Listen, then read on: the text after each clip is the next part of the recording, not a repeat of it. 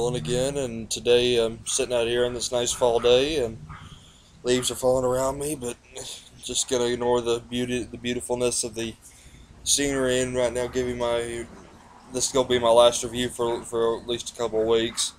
This is the Syriac New Testament by James Murdock. This is one of the first translations of the Peshitta. It was around the same time as the Etheridge translation.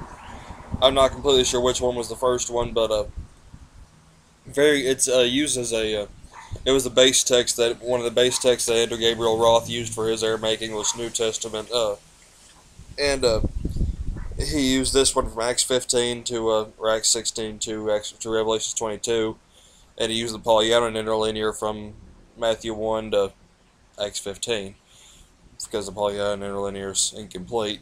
But the Murdock translation uses the same archaic language as the King James version for the most part, like and also reads a lot like the King James, but it doesn't use the term Godhead, which is another term which is one of the differences. In Colossians 2:9 says, "In whom dwelleth all the fullness of the divinity corporeally," and Jesus is not referred to as Yeshua Mashiach or Yeshua Mashiach or Yeshua the Messiah, as a lot of Peshito translations use. Instead, he's simply called Jesus Messiah. And another interesting difference is that he calls instead of Shimon Kepha being translated as Simon Peter, or being transliterated, it's translated as Simon Cephas, which is the I guess Hellenized term for a version of Kepha. It appears in the Great New Testament, John 1, whenever Jesus says, "You shall be called Cephas," and but it reads very similarly to the King James, and it's a translation of the Western Peshitto. So this is an older text than the King James version. I mean, well, it is an older text than the text of Septus, but it's also an older text. It's it's not as old as the Peschito, like in Acts 20:28. Another example I've brought up numerous times is Acts 20:28, and the Peschito reads, "Take heed therefore," in the Murdock translation, "Take heed therefore to yourselves and to all the flock over which the Holy Spirit hath established you bishops, that you feed the church of God which he hath acquired by his blood." The Peschito, instead of reading the Church of God, it says the Church of the Mashiach, or the Church of Messiah. And Etheridge goes with the original. Goes with the Western reading. He does use the Eastern reading in a couple of places, like one of the most controversial passages of the New Testament is the story is the Periscopa adultera, or whatever it's called, the story of the adulteress in John 8. Murdock includes this, while John Etheridge and Roth didn't, because they weren't in the text that they used. He states this 53rd verse is wanting in many early editions of the Syriac New Testament, so also the story of the adulteress in the following chapter of verses 1 through 11. And he includes some verses that weren't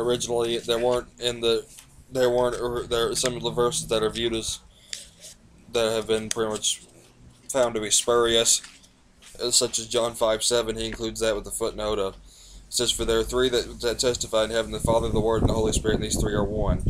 And he says in the footnote, this verse is wanting in most manuscripts and is omitted in the in the London edition, 1826. In some places where he reads exactly like the King James would be like John 1 verse 1. It reads a lot like it, and at the same time a lot differently. His his translation of John 1, at least.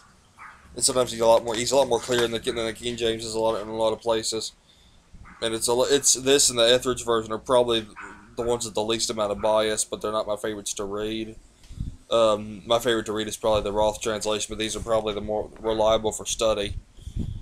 But this is Peschito, not Peshito. And it's interesting. He has footnotes on the side, like see Aramaic words and stuff. This is the first page of John. It's interesting. It includes these as footnotes because obviously somebody who can't read Syriac won't know what the heck he's talking about. Every now and then he'll tell what it means in English. But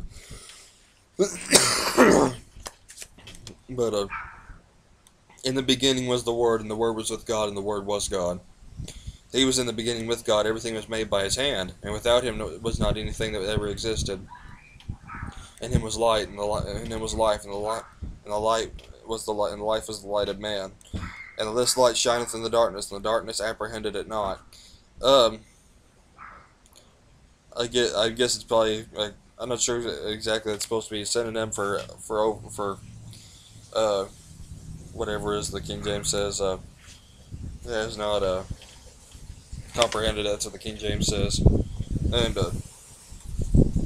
a more correct translation from the Greek would be overcome. The darkness does not overcome it. But like it says. Let's read this one. He was in the world, and the world was made by His hand. The world did not know Him. He came to His own people, and His own people received Him not. But such as received Him, to them gave He the prerogative to be children of God, even to them that believe on His name. Who were born not of the flood, not of blood, nor the pleasure of the flesh, nor the pleasure of man, but of God. And the Word became flesh and tabernacled with us, and we saw His glory, the glory as of the only begotten from the Father, that He was full of grace and truth. See, it's a lot more clear than the King James is in a lot of places. I'm comparing it to the King James because it reads so similarly. Instead of it saying the Word became flesh and dwelt among us, he translated as tabernacle, which is a more literal translation of the scriptures. In the Sermon on the Mount, whenever another example of literal translation of this is it says in John 5 verse 1, in Matthew 5 verse 1, it says, and when Jesus saw the multitudes, He ascended a hill. Instead of went up a mountain, He said He ascended a hill. Etheridge translates it a lot like that. Sorry. Another interesting feature, he instead of translating the word for apostle as I guess the Aramaic word for apostle is shaliach.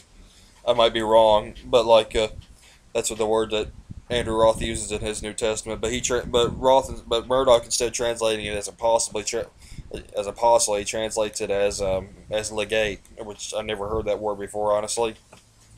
But a very good translation. I highly recommend you get it. I'll post links so you can read it online. And here's the really only real flaw I see with it: the Murdock and the Murdock, like the Etheridge and the Lamsa, it makes no distinction between two important Aramaic words, which I talked about in a previous video: mar and Maryah. Mar means Lord, and it can only be applied, and it can be applied to both man and God. There's another word though applied called Maryah, which means Lord Yahweh or Lord Yah, and that can only be applied to Yahweh God. This is used in several places of Jesus. Maryah is. So it brings out an important thing in the scriptures. The Peschito flat out teach the deity of Christ in a unique way. That's different from what the most ancient New Testament texts teach. But Jesus is flat out called Lord Yahweh or Maryah. But anyway, this is a very good translation. I highly recommend you get it. I know I'm repeating myself, but who cares? And just have a good day, and God bless you.